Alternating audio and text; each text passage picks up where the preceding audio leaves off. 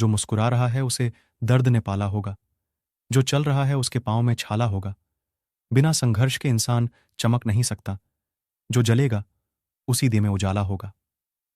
संघर्ष, क्यों बचे संघर्ष से? संघर्ष ही तो जीवन की आत्मा है। जितना कठिन संघर्ष होगा उतनी ही शानदार जित होगी।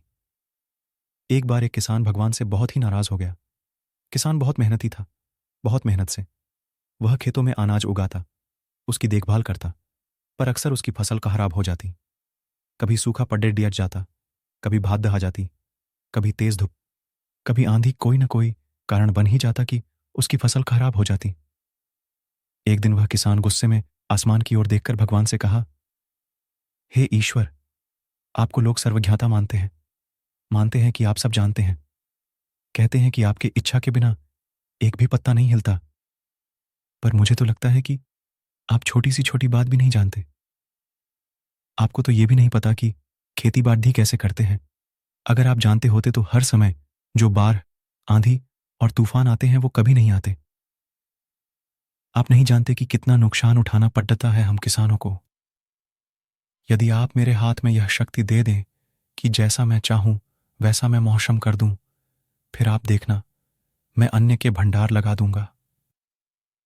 भगवान इस किसान के तीखे वाक्य सुनकर मुस्कुरा रहे थे और वह किसान के सामने प्रकट होकर बोले, मैं आज से तुझे यह शक्ति देता हूं कि तुम अपनी खेतों पर तुम्हारी जैसी इच्छा ही तुम वैसा मौसम कर दोगे। मैं बिल्कुल भी दखल नहीं दूंगा।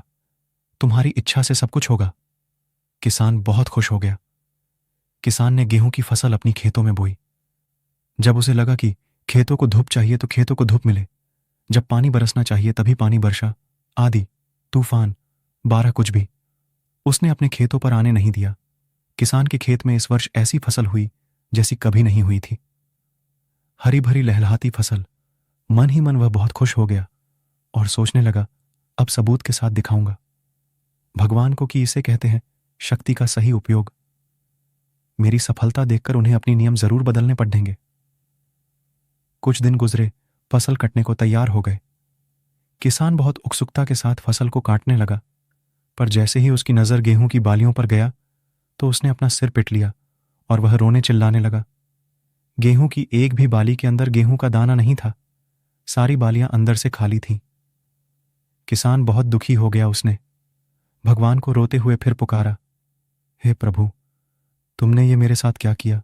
क्या तुमने मुझे कोई सजा दी? भगवान बोले, पुत्र, ये तो होना ही था। तुमने पौधों को संघर्ष करने का मौका ही कहा दिया। ना तो तुमने उन्हें आंधियों से जूझने दिया, ना तेज बारिश से सहने दिया और ना ही धूप में तपने दिया। एक भी चुनौती का सामना तुमने उन्हें नहीं करने दिया। इसीलिए सारे पौधे अंदर से खोखले रह गए। जब आंधी, तूफान, तेज बारिश और धूप पड़ती है तभी ये पौधा अपने अस्तित्व को बचाने के लिए संघर्ष करते हैं और इसी संघर्ष से एक बल पैदा होता है जिसमें शक्ति होती है, ऊर्जा होती है और यही ऊर्जा पूर्ति तेरे गेहूं के दानों की तरह जो नहीं फूटी, तूने उन्हें कठिन परिस्थितियों से गुजरने ही नहीं दिया जहां उनके अस्तित्व का जन्म होता। सारे बालियां इसीलिए खाली है। इसमें एक भी गेहूं का दाना इसलिए नहीं है क्योंकि तुमने अपने पौधों को संघर्ष कराया ही नहीं। याद रखिए, स्वर्ण में सवर्णीय आभा तभी आती है जब वह आग में तपने, गलने और हथौड़े से पीटने जैसे संघर्षों से गुजरता है। कोयले का टुकड़ा हीरा तभी बनता है जब वह उच्च दाब और उच्च ताप की मुश्किल परिस्थितियों से गुजरता है। इसी तरह यदि हमारी जिंदगी में कोई संघर्ष ही ना हो, कोई चुनौती ही ना हो, तो हम भी गेहूं की बालियों की तरह खोखले रह जाएंगे। कोई अस्तित्व नहीं होगा हमारा। विपरीत परिस्थितियां, चुनौतियां, समस्याएं हमें और अधिक निखारती हैं। यदि जीवन में कठिन परिस्थितियां और चुनौतियां आए तो घबराना मत, बल्कि सामना करना। विश्वास करना कि आप और अधिक निखर जाओगे और अधिक मजबूत बन जाओगे। किसी ने कितना सही कहा है, जिंदगी जीना आसान नहीं होता। बिना संघर्ष कोई महान नहीं होता। जब तक ना पड्डी से हथौड़े की चोट, तब तक पत्थर भी भगवान नहीं होता। दोस्तों, ये कहानी आपको अच्छी लगी तो वीडियो को लाइक करें और इस कहानी से आपको क्या सीख मिली हमें कमेंट में जरूर बताएं। और हमारे चैनल पर नए आए हैं तो चैनल को सब्सक्राइब करें और हां, बेल आइकन को जरूर दबाएं ताकि हमारे नए वीडियो सबसे पहले आपको मिले।